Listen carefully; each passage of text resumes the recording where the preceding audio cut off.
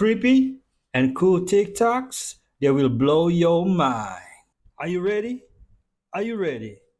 Let's go! Disclaimer: this video is for entertainment purposes only. Please do your own research, as these clips haven't been fact-checked. 5 things that you should not do if you hear La Llorona. And quick little side note, I saw a lot of comments on here of people saying that she only shows up in Central America or South America. That is not the case. One of the experiences that I share on here actually happened to my mom's friend who lives about 10 minutes from where I live.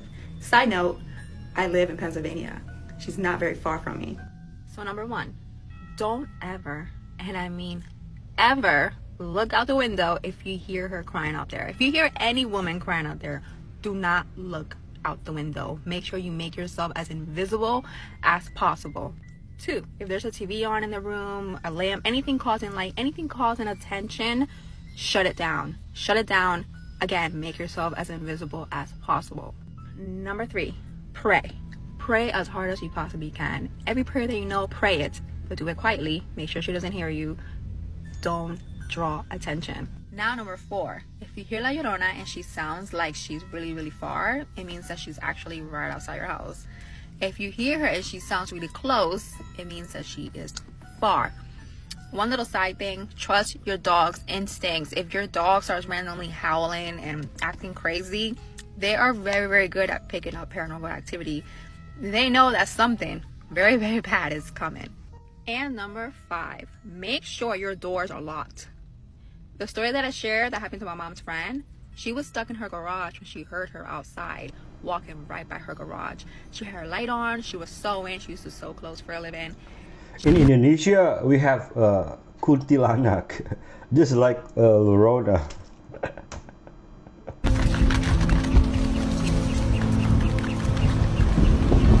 Oh my goodness.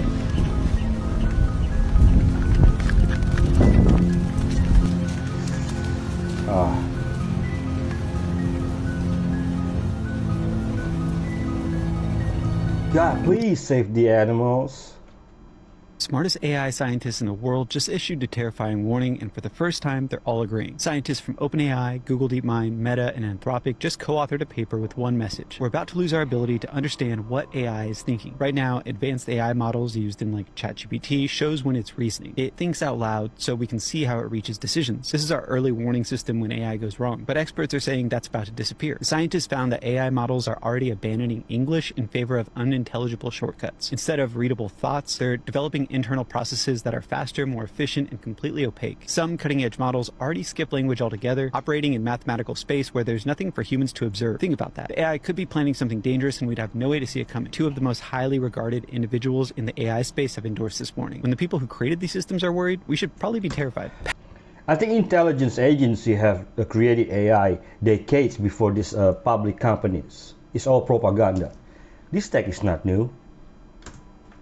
Investigator Dan Rivera has just been found dead in his hotel room while he was on tour with the Annabelle doll as its primary caretaker. Now, this information is according to the organization hosting the doll's tour across America, and they posted online that Dan suddenly died while at an event with the doll this past weekend. Dispatch records show that firefighters and medics rushed to his hotel on Sunday night where they performed CPR, but the cause of death has not been disclosed. Dan was only 54 years old and was the lead investigator for the New England Society for Psychic Research. Annabelle will continue traveling throughout the US for the next few months. Oh God. Why does the Annabelle doll have a caretaker? Have you guys ever heard of the 2-finger lift? I want you to watch this video carefully and let me know if you think this is genuine energy manipulation or something else. What they're trying to do is lift this man only using 2 fingers on each arm, and they can't do it. They try 2 times, and then what they do, watch carefully, is they stack their hands on top of his head, one by one, like rotating around the room, leaving it there for a couple seconds, and then removing it the same way that they put them on, one by one, and then they try to lift him again, and watch what happens. And I want you to let me know in the comments whether you think this is actual magic or energy manipulation, or are these just clever actors, and is this just a bit of practical magic? You be the judge. Here we go. Second time, and watch this. I'm going to put this in slow-mo as well. Clearly they lifted him up very easily, and now in super slow-mo. Is this a trick, or is this something more to this? What do you guys think? I'd love to have a conversation about this. Let me know. Does this work for bench press? This is wild. Police have just found a woman from Russia living in a cave with her 2 kids in India. But strangely, they don't really have a clear picture on how they got there, who they really are, or how long they've been living in this cave. Reports say that authorities in India happened to notice some bright clothes outside a cave while on a routine patrol throughout a forest. When they decided to investigate, they found a 40-year-old Russian national along with her 2 daughters aged only 5 and 6. Police said it appeared that they were living in this cave, and when they told them it was dangerous because of landslides in the region, snakes, and other wild animals, the mother replied, "Animals and snakes are our friends. Humans are dangerous." Either way, they took her in for questioning, where she said that her name is Nina Kutina and claimed that for the last 15 years she's been living all over the world. Authorities said that they've managed to track down her husband, who is apparently an Israeli businessman who's currently in India, and they're now trying to persuade him to pay for them to be sent back to Russia. And according to the mother, this isn't the first time she's lived in a cave. In fact, she even said that one of her daughters was born in a cave in a different part of India, and that they're all happy, safe, and living healthy this way. And ironically, now that she's been taken out of a cave and put in a detention center waiting to be deported, she's complaining about how dirty it is and how there's not enough food. Animals are our friends, humans are dangerous. I agree.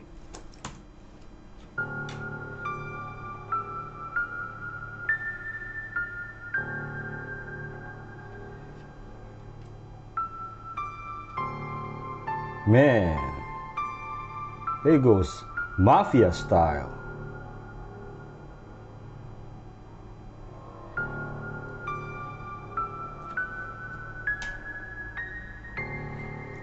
Jeez, just like in the movie.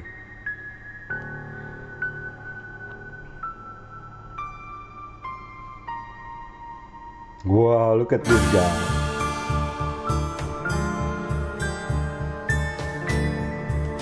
He walked in first and walked out last. He is the real killer among all 5 of them.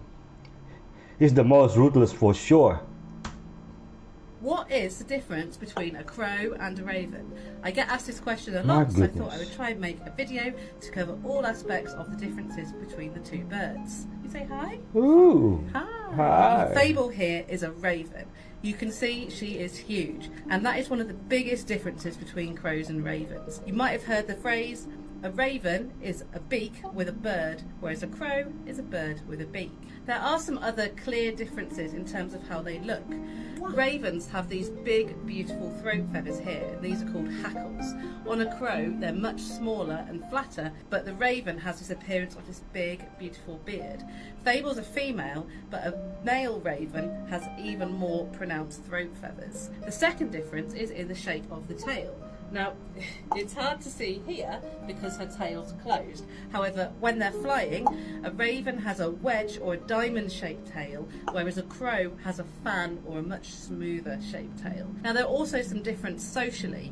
Ravens are much more solitary, they do bond for life, and they will live with their partner bird.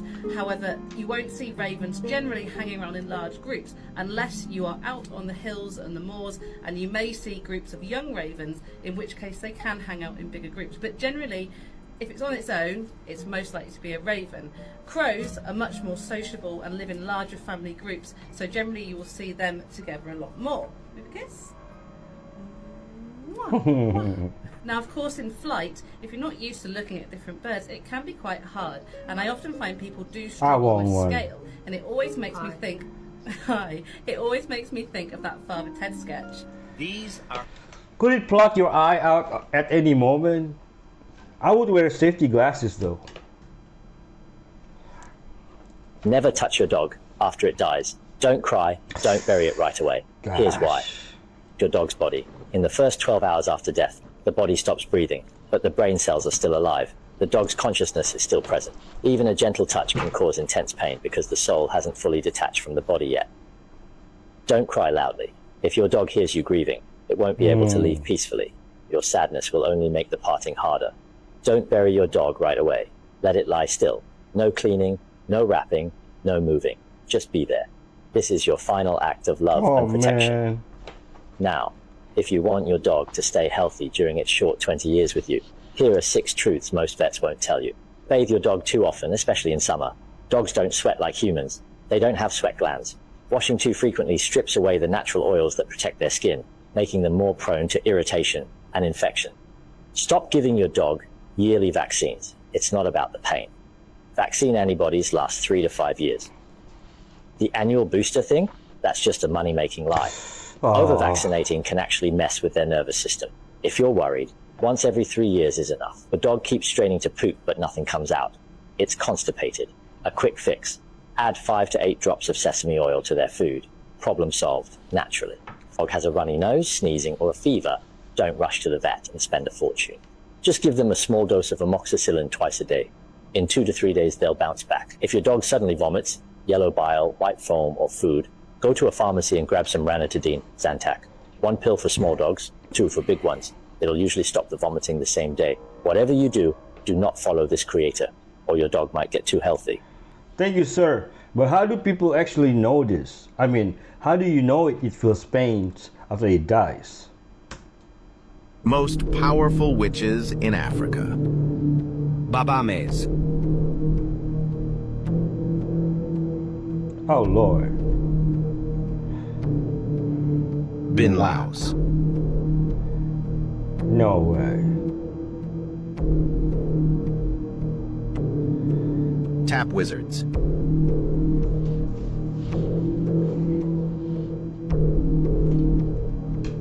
Tap witches? Batutinas.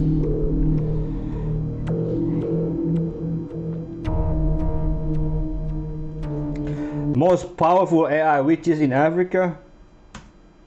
Breaking news, Yellowstone is on the brink of a seismic disaster and a volcanic eruption following catastrophic flooding in Texas and a major earthquake in Alaska. Recently, videos showing animals migrating frantically out of Yellowstone have gone viral, sparking public panic. Could Yellowstone be the site of the next major natural disaster?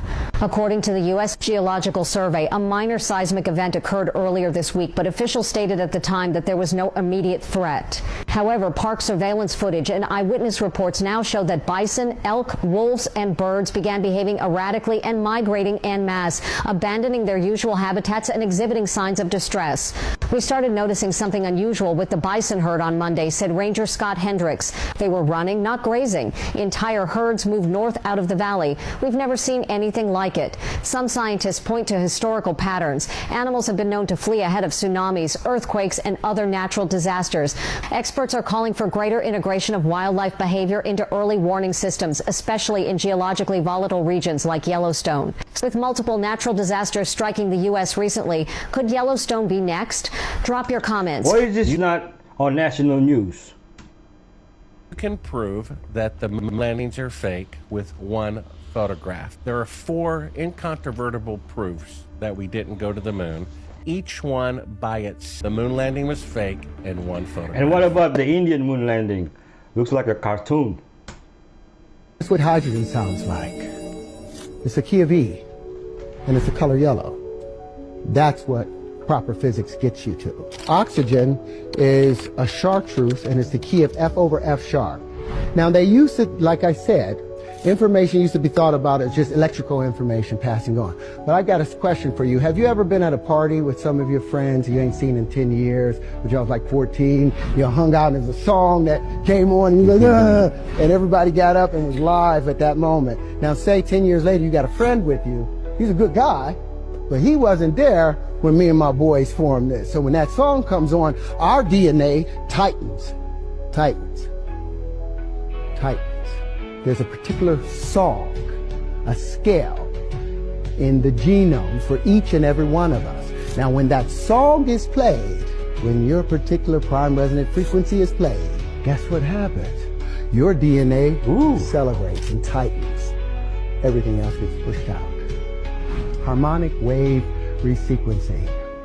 The carbon is also the key of E and yellow. The nitrogen is G. And all these play a song. So say that the F over F sharps of the oxygen, the green, is only hitting at an F.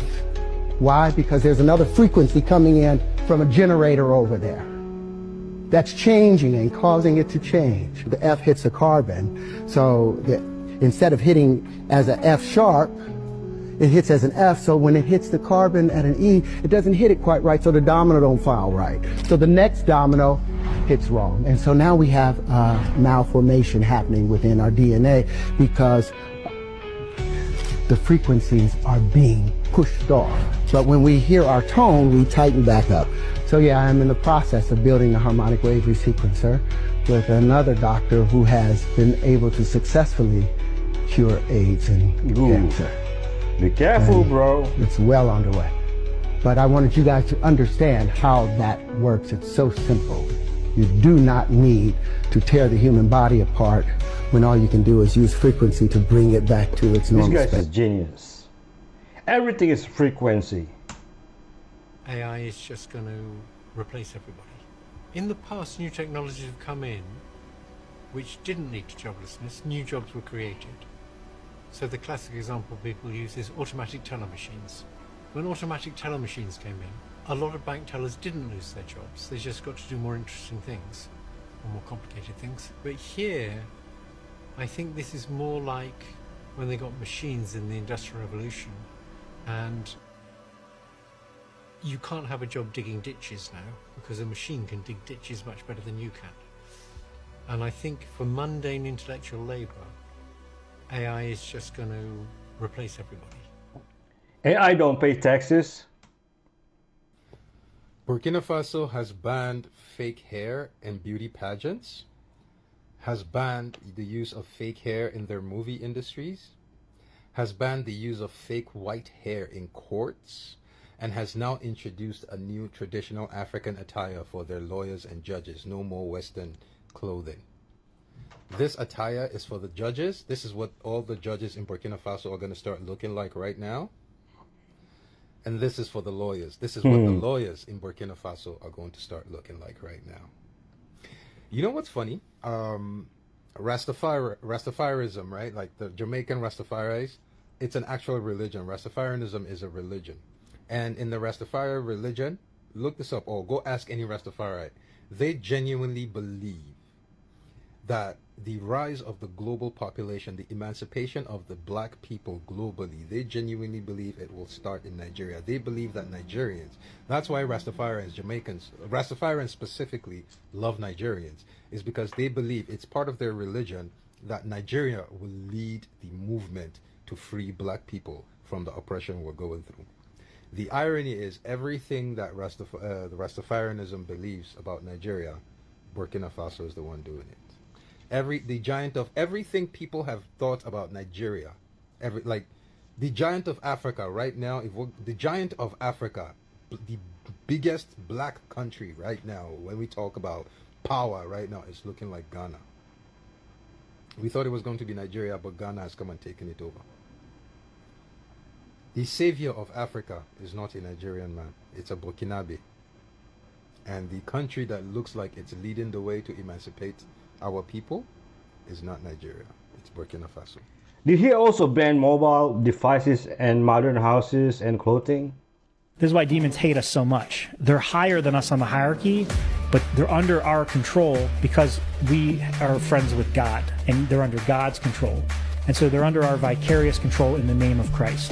Be like you hating your cat for forcing the government to make you do its will. And like, you're like, you, man, if I ever get out of this arrangement, I'm going to kill you. You are so lucky that I can't do anything about this. There's got to be a reason that these spirits want bodies so much. There is a control mechanism, a command sequence that comes from the ability to speak.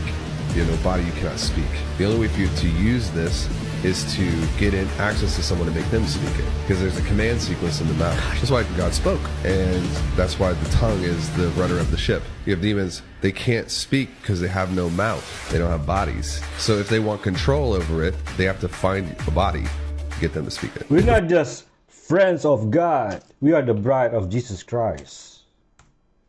4 angels who will stand with God on Judgment Day.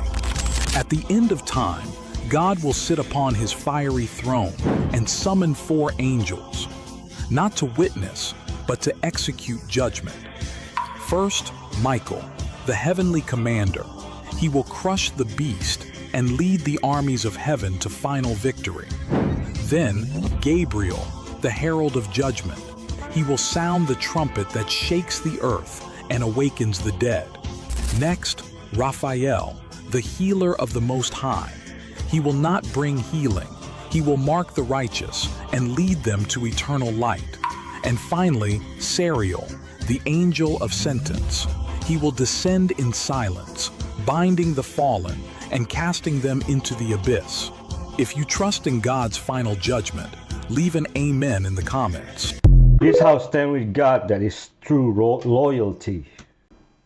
I don't believe that when the gods ascended the earth and procreated with human women that they were surprised by the results. I think the result was the point. A creature that was a hybrid that was human enough to retain dominion of the earth through the bloodline of Adam, but also had these extraordinary capabilities that would ensure, including their size, ensure their dominance of the earth. And by doing so, you can subvert the human species, and in this way, you can steal the birthright. But through this situation that unfolded with the willing participation of the human species, because the Watchers came and chose for themselves wives from among the daughters of men, and these women willingly married them, and they were given in marriage by their fathers, and so there was a transaction. And the transaction led to mankind losing dominion on the earth. And I think that is precisely where we're headed through transhumanism. Ooh. The same sort of transactions are going to be made, not necessarily that the gods are going to descend and all of that, but that we are going to relinquish those trademarks, that willingly relinquish those trademarks that make us human in order to gain the benefits of these technologies. And in doing so, we're going to lose our humanity and with it, our birthright. And that's going to set the board for what I would describe as a Genesis 6 2.0. We have to face the possibility that unless we do something soon, we're near the end. We've got some major breaking news out of Area 51. A massive fire has broken out inside the base, and we're seeing it live on camera. Late last night, allegedly July 15th, plumes of smoke were spotted rising from within the boundaries of Area 51 in Groom Lake, Nevada. Get this, there's a 24/7 live stream camera set up just outside the perimeter on private property of the back gate entrance near Rachel, Nevada, and they're currently broadcasting the blaze. What we do know is that there is clearly a massive fire. As you can see in the giant plume of smoke, you can also see the wind blowing if you look at the trees, which is definitely not helpful in these types of situations. What we don't know is exactly what's burning inside Area 51. We don't have information on whether any structures are directly affected at this time. Was it a military training gone bad, an accident, or was it something else? Some people of course are speculating everything from Black Project labs that have blown up to alien tech. But it very well could be dry brush burning on the outside of the perimeter as well. This is crazy. Let me know, what do you think is burning in there? They are burning evidence.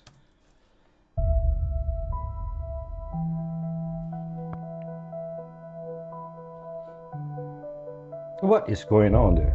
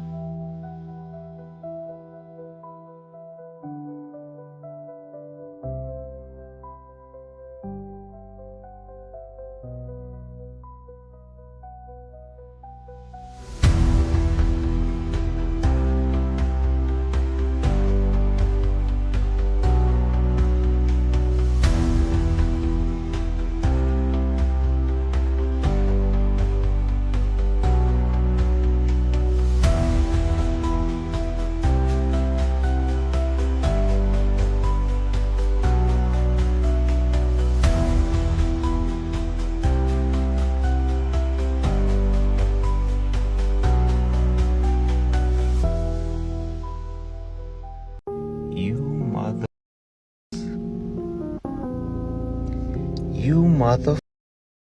I got y'all, bro. And I figured this shit out.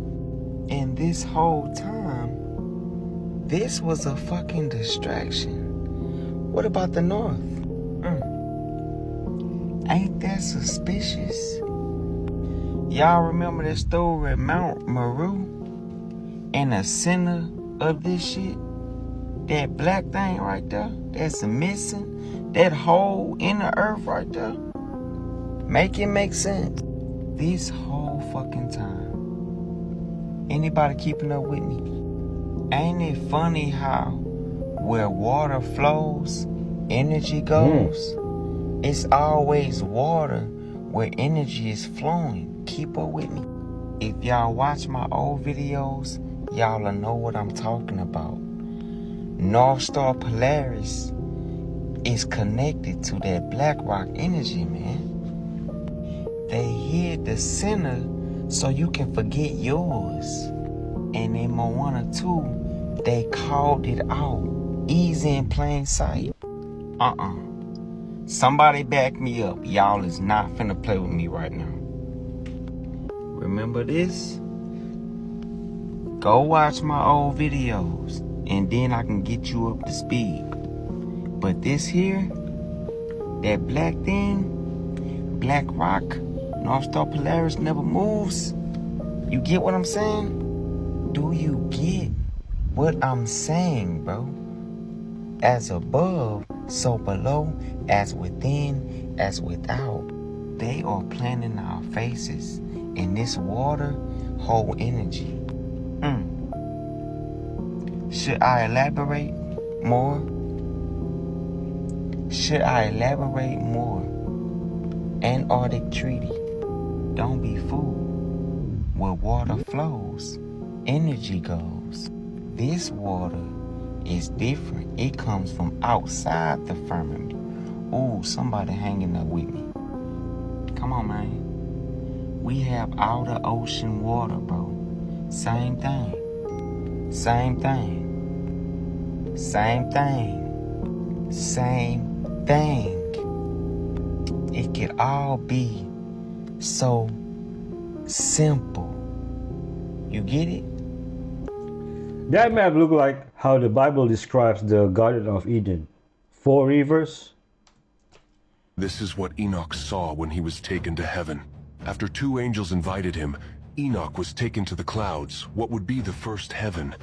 As he ascended, he arrived at a very dark place, full of prisoners crying out as if they were in pain. These were the angels who had rebelled at the beginning against God, now chained in the 2nd heaven. In the 3rd heaven, Enoch saw paradise, and right in front of it was hell. In the 4th heaven, there were the sun and the moon. In the 5th heaven, Enoch saw countless massive beings, also known as the Grigori, who lived in eternal sorrow. These were the Anunnaki, who once descended to Earth and became corrupted by women, now awaiting judgment along with the Prince of Rebellion. In the 6th heaven were all the cherubim, seraphim, phoenixes, and celestial creatures. In the 7th heaven, Enoch saw angels with many eyes, probably the Ophanim. The 8th heaven controlled and changed the seasons. The 9th heaven contained countless constellations and galaxies. But it was when Enoch finally reached the 10th heaven that he saw God face to face. Enoch describes that God's face was wonderful, but also terribly fearful and terrifying. Enoch was taken to heaven and never returned. How did this book get written? China is so different from the U.S. So just left mainland China on a bullet train right now, heading to Hong Kong. A couple things that I noticed. So stayed at this 5-star hotel in China. The lobby was on the 95th floor. Every room was 95th floor up. They turn off the lights to the city. Every building, everything's completely dark, like at 11 p.m. They only serve water hot or room temp. Hot before you eat, which I think helps with digestion, and then like room temp, we almost never got cold water. Everybody's super respectful. Their food is extremely fresh. No is never an answer. When going to the factories and everything else, even for like some of the machines that I'm looking to manufacture, and said, hey, I want to make some adjustments and changes, they said, the engineer can do it. You know, a door I like for the house, I want it to be 15 feet instead of 8 feet. No problem, we can get it done. So like literally anything that you ask, they can figure it out and do it. They never say no. Everything. Your budget is your limit in China. So hold up. Now you're telling me not only do we have plasmoids in the sky and drones searching for the plasmoids, but now we have a vortex under the ocean where another civilization has been living for generations? I feel like every day I wake up to something new and something crazy, but at the same time, something that I believe because I believed it in my core being for my entire life. But these creatures apparently were discovered. An investigation under the water happened, and they found this civilization that's been there for decades. At what point are we going to get photographs and like HD video of all of this? Because I can see it in my mind's eye, but I need to see it and I need physical proof of it. So have you guys heard of this civilization that's now under the water? I feel like I can't keep up with things. That is 100% AI, bro. Come on. Now, if this is a dead tree stump, and so is this, then what is that? This mountain in Yemen. Does that look like a mountain to you guys, or does it look like a giant tree stump? Just like it was mentioned in the Bible and the Quran and all religious texts, and our ancient ancestors told us that giants used to roam this earth, and that this realm was much bigger than we have been told. Now, this dude found this when he was hiking in the mountains. This is all petrified wood. He starts peeling it away, and you can see it's wood. This was all a massive, giant tree that has been petrified. Clearly wood, guys. Like I said, this is mentioned so many times in our ancient past. Your history is not what you think. It's called his story. The history is written by the victors, and they don't want you to know the real origins of humanity and our true history. And don't forget to like, share, and follow for more hidden truth. Peace and love. All right. You guys, who built this building? Unbelievable. Who laid every single one of these bricks hand by hand, guys? Look at this. That right there is a massive cymatic pattern. This building right here was built to heal the human body. Inside it resonates frequencies. I've never been inside. I wish I can go inside right now, but I can't. Look at the faces. Think that's hammer and chisel? You'll see. Look at this. This is an old world building, guys. Now, I believe that half this building is underground. That's why there's steps always leading up. This used to be a window, and they later converted it into a door. Look at this, another sculpture here, guys. The energy here is insane. You can feel it. These bricks hand by hand. These guys were master masons. Limestone too. Limestone is extremely conductive. That's why on the top of these buildings, you'll see these resonators. These harness energy from the ether. The higher up you go, the more electricity there is in the atmosphere, guys. The etheric energy. This building was a power plant. Another massive cymatic pattern on this window. You're telling me that we're the most advanced civilization to exist. It's absolute garbage. We cannot build like this. The stained glass, the pointed domes and ceilings, as you can see. This was the most efficient way to carry energy in a building. Here's the other side of this building, another massive cymatic pattern. This building's absolutely nuts, guys. Absolutely nuts. Blows my mind. Everything you were told about our ancient past is a lie. You need to look within for the real answers. Peace and love. Amazing. And then this is how we're building right here. Fucking joke. The most advanced civilization of all time. Yeah. It is a joke. Look at that. Mind blowing.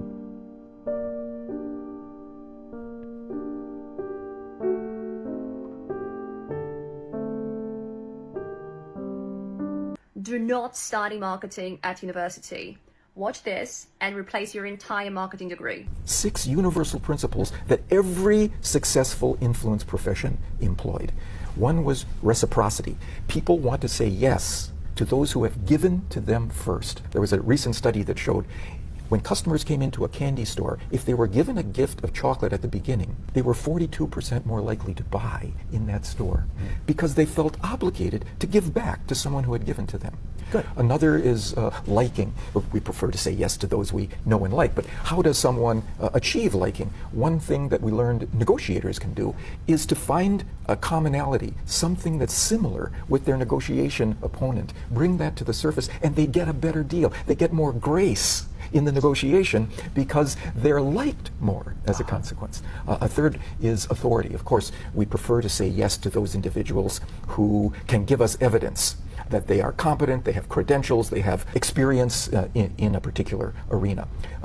And another is social proof, the idea that if a lot of our peers are doing something, it's probably a good choice for us. So if we get information that this is the fastest growing or the largest selling, I saw an article of a study that was done in Beijing, shows you the cross-cultural reach of this. A restaurant manager, a restaurant owner, can significantly increase the likelihood that people will choose a particular dish from the menu by adding a small addition to the menu description in each case. And it's not the one you would think. This is the specialty of our house, or this is our chef's selection for the evening. No, it's a little asterisk that says, this is one of our most popular items. And each one immediately becomes 13 to 20% more popular. So that is social proof. That's social proof. What are the other people around? And what I love about that study, it was entirely honest, it was entirely costless, and it produced a 13 to 20% increase in choice. We all have most popular models or options. Say that at the outset first.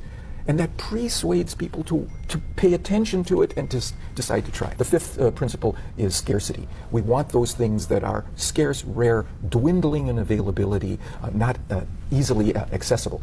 One study showed that in a supermarket, if the supermarket put underneath a brand only X items per customer, they doubled purchasing. Scarcity. And then finally it's commitment and consistency. We want to be consistent with what we have already said or done publicly. So if we can ask people to take a small step in our direction, they'll be more likely to stay consistent with that because they've already made a commitment toward our product, our service, our idea. What's an example? Doctor's offices, there is a problem with no-shows. People who make an appointment and then don't appear. It's very expensive for the healthcare system. If instead of giving a patient the date and time on a little appointment card at the end of every appointment, you give that patient a blank card and have him or her write in the date or time. No-shows drop 18% because they've made an active public commitment to that time, instead of being given something, foisted. Robert Cialdini, Principles of Persuasion. Azazel is this most curious character in the Bible. He's only ever mentioned once in this entire book, and there's zero explanation as to who or what he even is. So today, my question is, who even is Azazel? Well, the holiest day of the Jewish year is called the Day of Atonement, and in Leviticus 16, it gives them these mysterious instructions for this strange ritual. This whole ritual would cleanse them of their sins. On that day, the people of Israel must send Azazel a scapegoat. They would take these two male goats. One would be sacrificed to God, as the other would be sent into the wilderness. But more specifically, it was sent to Azazel. And this is where it gets really weird, because the only place where I can find the reason for why they did this is in this story called the Book of Enoch. It's not officially considered scripture, but it's this ancient story that goes over the history of fallen angels. It explains how 200 angels had rebelled against God. One of these angels was named Azazel. Now, Azazel was this most nefarious fallen angel. He taught humanity all these different secrets and technologies, including the metals of the earth and the beautifying of the islands. He taught man how to make swords, knives, and shields, which ultimately led to wars and chaos. So when God saw how much sin and violence had increased in the world, he finally decides to punish these angels, which is actually mentioned in Jude 1:6. They've been chained in darkness until the day of judgment. One of these angels is specifically Azazel. And this is where it all starts to connect. According to Enoch, God literally said, to Azazel ascribe all sin, which won't make sense until you finally read Leviticus 16, where this ritual scapegoat is sent to Azazel. See, a scapegoat is someone who is blamed for the faults of others. And Azazel, metaphorically, is that scapegoat who is ascribed all sin. So when the Israelites sent away that second goat, it was literally them transferring their sins onto the appointed scapegoat, Azazel. Only this wouldn't last forever, because eventually these two goats would be replaced by a single lamb, the Lamb of God himself, who takes away the sins of the world. So if Azazel is responsible for original sins, then where does Lucifer fall in all this? Listen, this is Mud Flood City. Now, as you know, with mud flood buildings, yeah, the typical mud flood building is always steps going up to the door. Look how big this building is. It's got the typical red bricks, as you know. For the people that don't know about the red bricks, I'm gonna do a video on that. But look how these windows are just buried under the ground, brother. Buried. Yeah, at ground level, they've got to put gates in the way because you might just fall in it, bro. It's a hazard. Nobody builds like that. This whole area, yeah, this whole area is mud flooded off. You can see with this one where they haven't even dug it all out properly. You know there's a structure right underneath that. Come on, brother. This is real life mud flood. Look at that, like a window to nowhere, bruv. Come on, brother. I'm telling y'all, this whole area, yeah? This whole area is mud flooded off, bro. Look how big that doorway is. Come on, man, built by giants. You got a window there, and then you got a blocked out window there. Come on, man. You know what time this is. And of course, you got the Albert Hall. Very, very old structure. And brother, you want to see how big it is inside. It's crazy. And like all of these type of old structures, what you got? Steps that go down, bro. And it keeps going. And of course, opposite the building. High IQ conspiracy that you believe with your entire existence to be true. So once again, this video is for entertainment purposes only. We're just kidding. This is a theory, all right? But if by chance what I'm about to tell you is actually true, then the moment you realize it, the simulation's already going to be watching you, okay? It is watching you. But in 2019, a man named Jared started posting online about something strange. It wasn't aliens or ghosts or anything like that. It was something more invisible. He said that every time he started researching simulation theory, his life would completely fall apart. His phone would glitch out, his emails wouldn't send, his dog got sick, he lost his job 2 times. And it always happened right after he posted questions like, what happens if I try to wake up from this? How can I wake up from the simulation?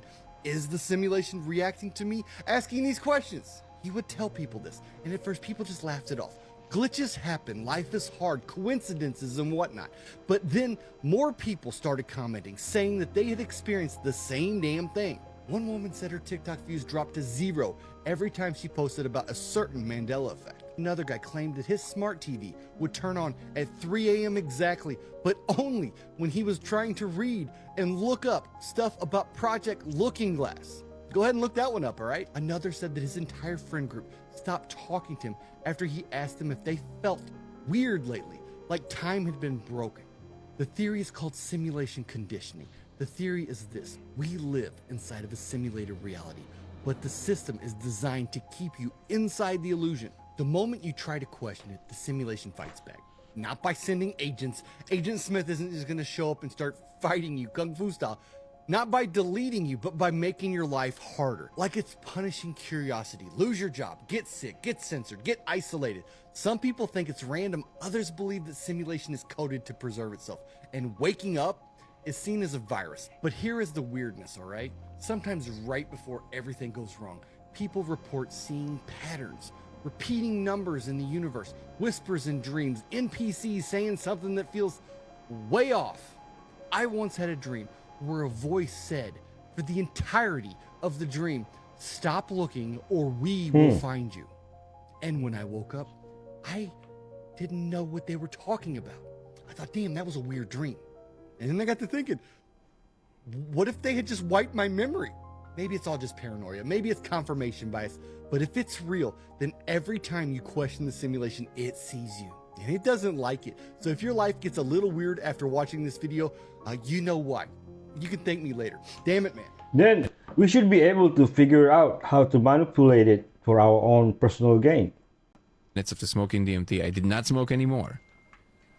In that instance, everything flashed white. I didn't smoke anymore. I don't even know how that's possible. Everything just flashed white, like everything. And I heard whispers all over the room. It's like, ah, he's paying attention. What do we say? Like, now it wasn't English, but it was. I understood that that's what it was, right? I was like, and then a frog dude appeared right next to me, next to my bed, and he was as real as you. He was tangible. He was coherent, in space, standing. And in that moment, I was like, okay, I think I really did it this time. I was like, I was just staring at it. I was like, and then he basically, the whole room pointed at my guitar. And I was like, oh, they want to communicate to like music theory or whatever. I was like, I'm just practicing. I don't know anything about that. They're like, just go to the guitar. So got up, went to the guitar, pick up the guitar. He disappears from one side of the room and appears right next to me, like in the speed of light, just like right next to me. And then he puts his frog fingers where I'm supposed to strum and, you know, do the chords. Yeah. And he's like, do this. And I was like, and I'm trying to follow, and I'm still, you know, I'm still like all shaken up. Yeah. And I'm like, so I'm trying to do this, and all of a sudden, a melody starts to come out, like actual music. Slow, because I'm following slowly, but it's like clearly this is a thing, right? And he's like, you don't know how to do this. I'm telling you how to do this. This is real information. I'm real. And I was like, I was just frozen. I was like, what exactly is plot twist? There was no guitar either. Septisync? How does it work, and how do you come up with it? Yeah, so Septisync, the whole idea and instructions of it came to me in a dream, which is one of the weirdest things that's ever happened to me. I still can't quite wrap my head around that, but very, very happy it happened, of course. So it plays off of something called brainwave entrainment. It's a technology that's been around for a long time, but basically if I played 9 hertz in your left ear and 11 hertz in your right ear, your brain would vibrate at the difference of those two frequencies, so 2 hertz. That's very similar to how your brain vibrates when you're asleep, so we can use science and sound to change your brain waves. No one's ever been able to stack more than 2 or 3 binaural beats together. The top I've ever seen on the internet was 5. It's just something nobody does. I figured out 7 in total. 6 of them affect the sleep centers. 1 of them keeps you mentally awake. Your body falls asleep, your mind stays awake. It's a trippy thing to experience. Yeah, I would say the cheapest trick in skincare, which actually is really true, is that deep moisturization locks down the skin barrier function and allows the skin turgor of the skin, dermis, epithelium to thicken just by having that occlusive barrier. So you can go to Walgreens and spend $6 on Aquaphor, which is basically petroleum jelly, and put it on your face nightly, and your skin will look better in 30 days, guaranteed, because your skin will thicken and a lot of the fine lines and crinkles will actually start to disappear because your skin is being more hydrated. That's hydration. That's hydration. That's hydration. The reason why I mentioned that is that good deep hydration can be performed with an inexpensive product that you're using regularly, and it'll make a real difference because the moisturization, especially overnight while you're sleeping, is a powerful tool for aesthetics. This is why Nikola Tesla spoke a lot about copper and the magnet.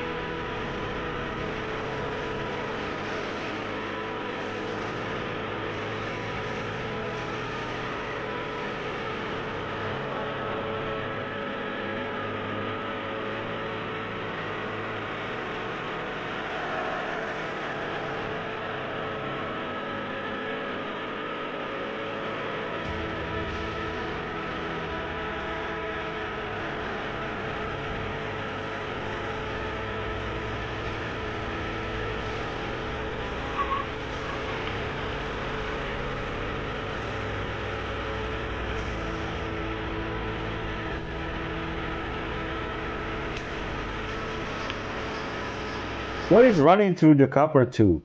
Anyone? Many years ago, my mother taught me this great expression. To get something you never had, you have to do something you never did. Now, it's all too easy to do nothing and stay within our comfort zone, where everything feels familiar and predictable. But you know, your potential to achieve much, much more will take you out of your comfort zone to a place where you're really uncomfortable. That is very much the point, because you have to be prepared to go to that place where in your head you're scared, you're uncomfortable at the worst, where risks are taken and challenges are faced. You know, it's a step into the unknown, and suddenly life isn't certain anymore. But the fact is, the more uncertainty you are willing to face, the more opportunities you're going to create for yourself. You know, you're going to learn, you're going to change, and you will achieve things you never thought possible. So start that project that you've been putting off. Start reading that positive thinking book. Go and talk to the client you're scared of. Ask the boss for a rise. Chase that promotion. Or look for a new job. Just take that first step, even if it's a small one. And remember this, to get everything you've ever wanted, you need to conquer your fear first. And how far you'll go in life will be determined by how much uncertainty and fear you're prepared to face. You may fail, but if you don't fail, you're not even trying. I'll say that again. If you don't fail, you're not even trying. So off you go out there and just fail your way to success.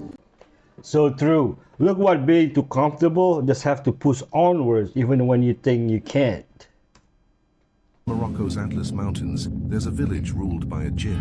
His name is Sidi Chamharouch, the king of the jinn. Thousands travel there each year, hoping for healing, protection, or even exorcism. According to legend, he was once a human judge who transformed into a powerful spirit and now rules the invisible world. Visitors offer animal sacrifices, bathe in icy mountain rivers, and pray to be freed from curses, madness, or spiritual possession. His shrine is marked by a massive white rock, but only Muslims are allowed near it. Still, even outsiders say the energy around it is undeniable. Would you visit the court of a jinn king? Drop a comment if you believe. Ether used to be named as Newtonium. That's actually what it was. So with the periodic table, they won't allow anything under 1, which is interesting. They just won't allow that. That's basically what it was. There was a fellow named Dmitri. He was a Russian scientist in 1908 and the 1900s. And he discovered Newtonium, and he discovered all these other noble gases, which are considered the ether. And when he published all of his work, they actually took it off the periodic table and never showed it. And it's interesting because when you look up who created the periodic table, you find Dimitri's name. So you find Dimitri's name, but you don't find all of Dimitri's work. And so what I did was I started looking for books before the 1920s, and I found tons and tons of books on the ether being in the book, and them talking about the ether in every single book. But then, after the Rock controlled the education system, because that's what they also control, that started to get weeded out. They started to remove all the stuff about the ether, because what happens is it makes your mind connect to something deeper. The fifth element, the spirit, chi, prana, life force, orgone. But this is just one kingdom, though. And one of the things that people need to understand as well is that the reality is when you go deep areas of the spirit world and the kingdom of darkness, shape-shifting has a lot to do with the places that you may go. And so this would extend into the secret. So now I would put secret space program in with part of the, so I'm interrupting that conversation, but like part of the kingdom of the air, because with the secret space program, you have a lot of technology that is based on cloning and is based on soul trafficking. So this is what actually happens. Let's say they need to run an operation on a different planet, but that planet has a different environment. Well, they may design a reptilian body with a person's DNA in it and hybridize it with some other stuff. So it's like partially reptilian-like. They grow it in a lab. That may be done in an off-planet lab. They will take the soul fragment of a person that's been through mind control projects. typically government sponsored, so they have access to these people. They will pull that soul part or consciousness out of the body. They will put it inside of this reptilian composite body, and they will run an operation with that body, which is a type of cloning technology on the other planet where the atmosphere and the air and all this stuff is different. And then they will pull that soul part back into the body when necessary or applicable. You'd be surprised at how far cloning technologies have gone, and because we're in an age now where we're engineering our way into all of these different kingdoms. Like there's a lot of partnership that's happened, and so I mean, I even have prayers to deal with the phenomena of a person that comes to get deliverance ministry in the clone body, because the original body is on ice in Antarctica. And I'm not kidding. This is not a public... Since the Native Americans are so smart, and you got your degrees, and you know every goddamn thing, then why aren't you guys getting up here discussing the 1924 Racial Integrity Act? I told y'all to leave me the fuck alone, but y'all wanted to push. So let's motherfucking press these motherfucking pipes. Calm down. And surprisingly, this document or this bill was passed the same year that you guys were able to call yourselves Native American. I broke this down in 2 parts. Yes, we're reading the entire thing. Buckle your seatbelts. And I'm finna give you hoes a little Daryl. You might as well go ahead and call Bonnet Boss. It says Senate Bill 219 to preserve racial integrity passed the House in 1924 of March 8th. And it's now a law of the state. Oh, I can't wait to jump into the gold. This bill aims at correcting a condition which only the more thoughtful people of Virginia know the existence of. It is estimated that there are in the state of from 10,000 to 20,000, possibly more, near white people who are known to possess an intermixture of colored blood. Now, before I finish, I need all of y'all Native Americans to drop that meme that y'all have been passing around of the what's it, the identity crisis of the Negro? Yo, y'all go ahead what's and drop going that before on? I finish. Because y'all know we were classified several times, but y'all don't believe us. Let's keep going. In some cases, to a slight extent, it is true, but still enough to prevent them from being white. Oh. In the past, it has been possible for these people to declare themselves as white, or even to have the court so declare them. They have demanded the admittance of their children into the white schools, and in not a few cases have intermarried with white people. Now, correct me if I'm wrong, but I thought that the only intermarried that we had to worry about was the Cherokees and the Europeans. I didn't know that the coloreds and the Negroes had that to worry about as well. I mean, maybe in 1924, because that's after the slavery was abolished, right? Let's keep going. They exist as distinct colonies holding themselves aloof from Negroes. So y'all didn't believe us when we said that our terms were interchangeable. But I just proved to you that we got colored and now we got Negro. Let's keep going. But not being admitted by the white people as of their race. Y'all ready? In any large gathering or school of colored people, there goes that word again, especially in the cities, many will be observed who are scarcely distinguishable as colored. These persons, however, are not white in reality, nor by the new definitions of this law. That a white person is with one with no trace of the blood of another race, except that a person with 1/16 of the American Indian.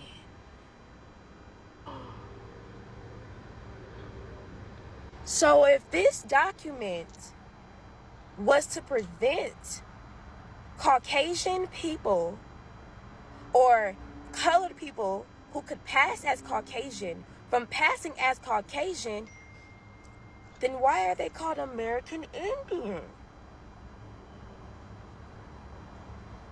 So I used to be a Any member Native American here?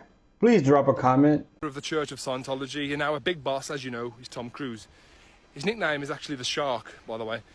He quite often came to our Birmingham church, and let me tell you how weird things get in Scientology. So Tom was there with his churchy entourage, saluting and giving handshakes and speeches and whatnot. And that same night, there was this big presentation where you get your sergeants and lieutenants badges, and Tom Cruise enters the stage riding the back of a white tiger. And that's not even the weirdest part. Somebody wheeled out an inflatable pool filled with mud, and part of the initiation of becoming a lieutenant is to wrestle with the shark, Tom, completely naked, covered in mud. You haven't got to beat it, just go 3 5-minute rounds. And let me tell you right now, that guy is as strong as a fucking ox. But I went my 3 rounds, and that's how I got my lieutenant's tattoo.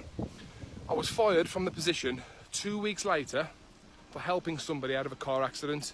You're supposed to just leave them to their fate. I genuinely cannot tell if this is real or if this is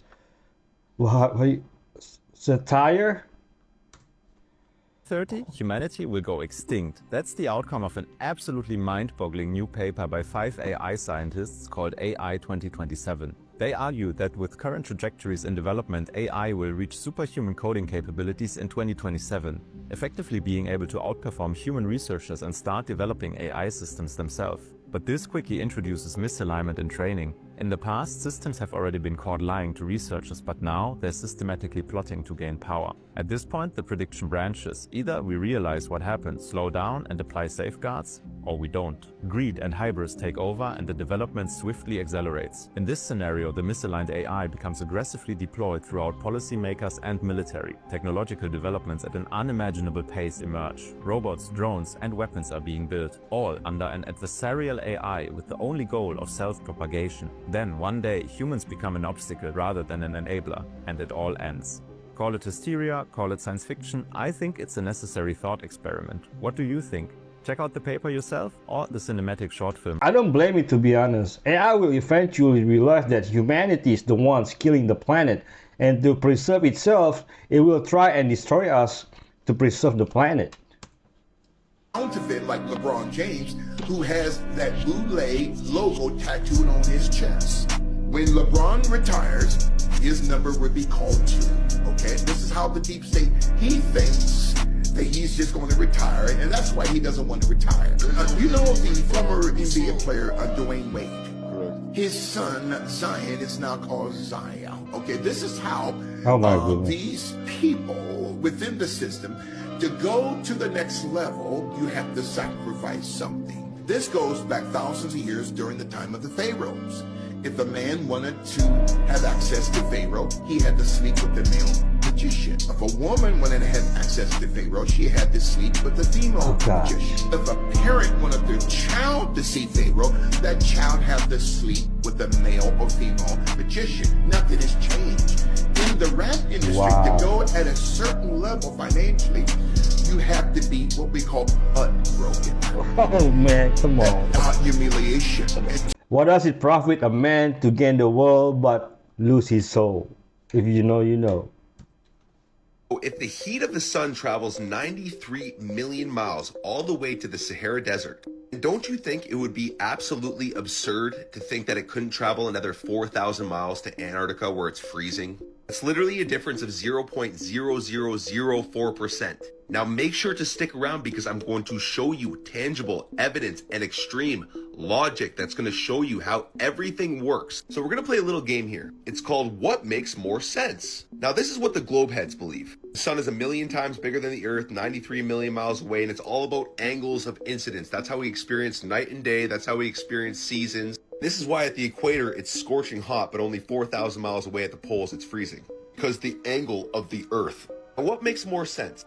This or what every single one of our ancient ancestors told us. The sun and the moon are the same size and the same distance away from the earth within the firmament above. Now check this out. This is the Gleason's map. This was the standard map of the world before the world elites came along. This is the flat earth map. And speaking of world elites, it is the exact same map that they use in the United Nations logo, with 33 sections marking 33 degrees to Freemasonry, because these parasites are all high-ranking Freemasons deceiving humanity. Now back to the Gleason's map, which is both scientifically and practically correct. Now take notice at the bottom portion of the map right here, it's going to explain the seasons. Now at the bottom of the map here, you'll see the December solstice. This is where the sun rotates more towards the south, on the outer perimeter of our stationary flat Earth. And this is exactly what that looks like. So all the people in the middle experience winter.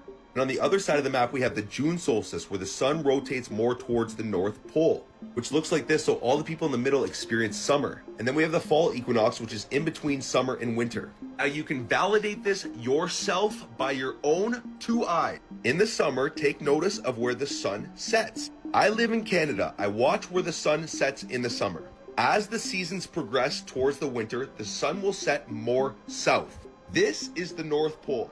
Everything this way, this way, this way, it's all south. This is why compasses only point towards north, because it's the magnetic center of our stationary Earth. Earth is literally a torus field. Now this is how night and day works on the true model of Earth. It's just like the yin and the yang symbol. Everything was created in complete balance. The sun is masculine, the moon is feminine. Now ask yourself, what makes more sense to you? What I just explained or this absolute nonsense? The sun is 93 million miles away, 1,000,000 times bigger than the Earth, and it's all about angles. You're a globetard if you believe that. Light only travels straight, guys. Even National Geographic is showing you perfectly parallel sun rays here. Yet this is actually what we observe with our own 2 eyes, perfectly angled rays all the time. The sun is clearly local, just like all of our ancestors told us. Use your own mind. These United Nations parasites, these satanic fucking worshipping people have been deceiving you your whole life. The truth will set you free. Look guys, I completely understand that when you start to see this truth, it gets very lonely along this path. Hard to collaborate and talk to other people about these things. This is exactly why I've created the Truth Seeker Society, an exclusive club for like-minded individuals who seeks to understand the true nature of our reality, crack the codes to this matrix, break free from the system, and manifest a life of abundance and freedom. There is massive things happening within this community, and I want you to be a part of it. If you wish to seek the truth and you want to break free, then click the link in my bio. I'll give you 7 days of completely free access. 7 days see only? You in the Truth Seeker Society. Peace and love. Once you can start shifting through dimensions, you'll unlock your superpower.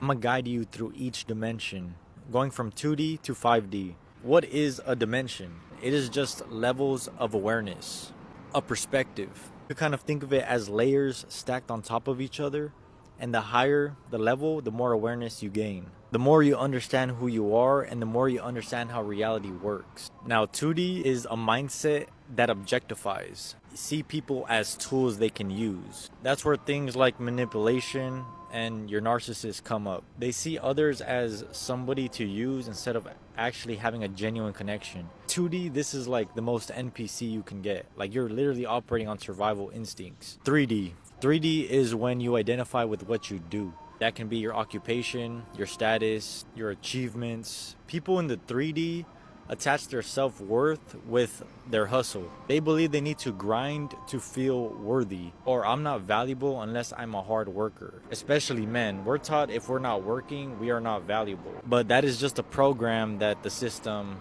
gave us. 4D. 4D is a tricky one.